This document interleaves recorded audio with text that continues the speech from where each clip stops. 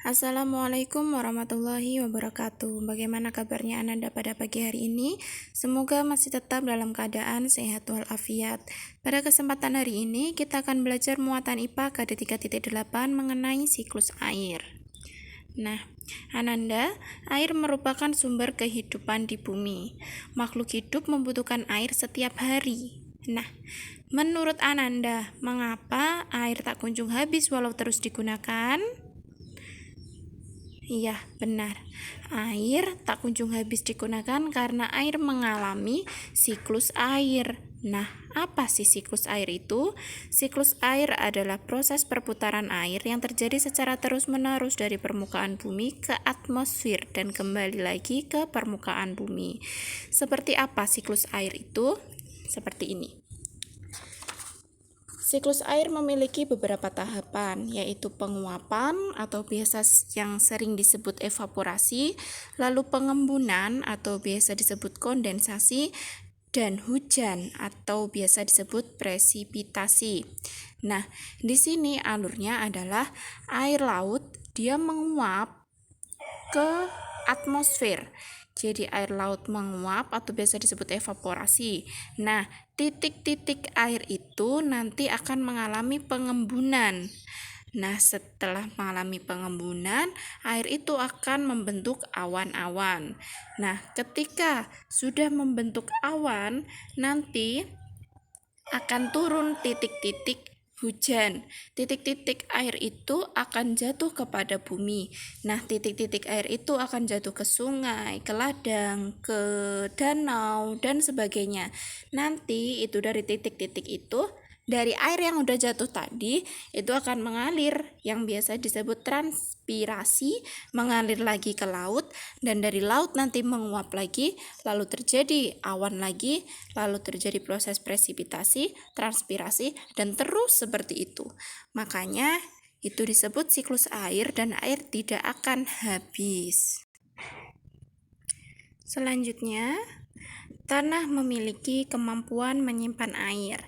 Air tanah sangat berguna saat musim kemarau. Air masuk ke dalam tanah melalui pori-pori tanah. Proses masuknya air ke dalam pori-pori tanah dinamakan infiltrasi. Nah, dari proses infiltrasi ini nanti air yang dari tanah akan kembali ke laut. Nah, faktor-faktor yang mempengaruhi air tanah adalah sebagai berikut. Yang pertama, curah hujan, karena curah hujan berpengaruh pada tanah karena sumber air tanah berasal dari curah hujan yang turun. Semakin banyak curah hujan yang turun, maka semakin banyak pula cadangan air di tanah yang tersimpan. Yang kedua adalah material batuan.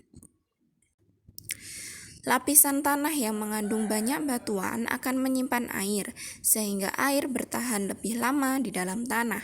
Yang ketiga adalah lereng pegunungan. Air tanah akan mudah tersimpan di lingkungan yang datar atau tingkat kemiringan yang rendah. Jika air diserap di lahan yang sangat miring, air tersebut akan tetap mengalir sehingga air yang tersimpan hanya sedikit. Yang terakhir adalah keberadaan tumbuhan atau biasa disebut vegetasi. Tumbuhan berperan dalam menggemburkan tanah sehingga air hujan dapat terserap dan tersimpan dengan baik di dalam tanah. Nah, sekarang membahas tentang pengaruh siklus air pada musim kemarau. Siklus air dipengaruhi oleh suhu, lingkungan, cuaca, hujan, dan keseimbangan lingkungan. Salah satu tahap siklus air adalah evaporasi. Evaporasi adalah penguapan air dari permukaan bumi menuju ke atmosfer.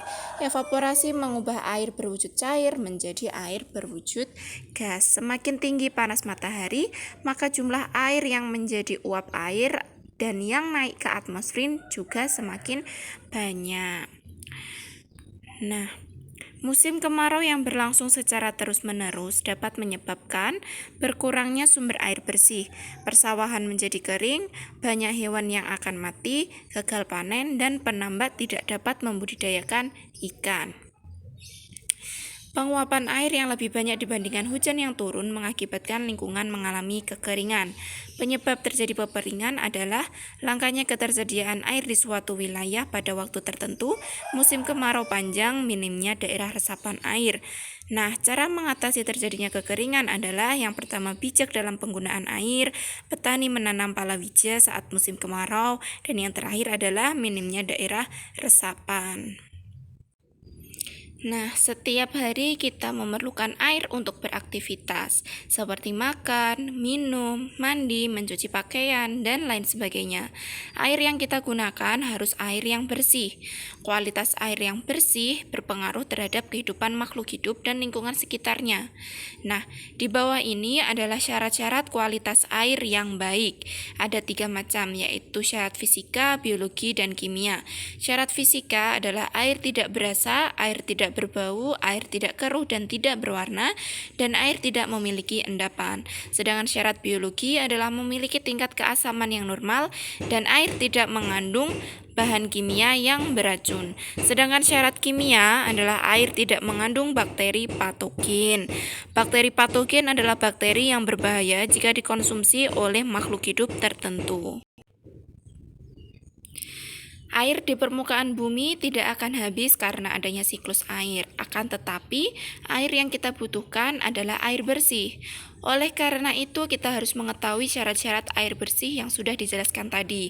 Saat ini, air bersih semakin sulit didapatkan sehingga orang seringkali perlu membelinya. Nah, dampak pencemaran air antara lain adalah limbah cair, sampah kemasan, sisa deterjen, dan yang terakhir adalah pestisida. Nah, dampak pencemaran air adalah sampah membuat aliran sungai tidak lancar dan berbau tidak sedap. Yang kedua, tanah yang tercemari limbah mengganggu kesuburan tanah. Dan yang terakhir adalah air yang tercemar mengganggu pertumbuhan lingkungan.